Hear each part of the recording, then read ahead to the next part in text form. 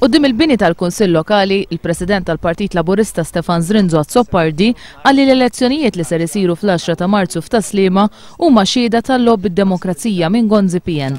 L-elezzjonijiet li permezz tagħhom il-Kunsill Lokali ser ikun eletta sena waħda biss ser isiru biex ir-riżultati fl-10 ta' Marzu ikunu żbilanċjati favur il-Partit Nazzjonalista.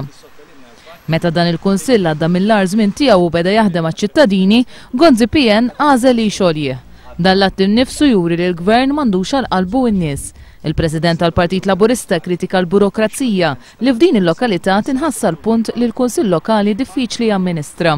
Minkejja l-lob ta' Gonzi PN, il-Partit Laburista xorta preżenta tim ta' kandidati b'esperjenzi varji li ser jippreżenta programm biex jgħin lir-residenti.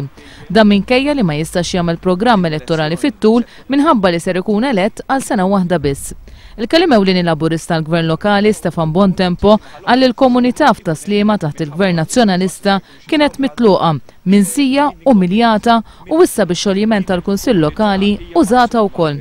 Bontempo qal li f'Taslima, apart il-komunità residenzjali li għandha 15,000 persuna, hemm komunità turistika, kummerċjali, finanzjarja, kif ukoll l-iskejjel tal-Ingliż.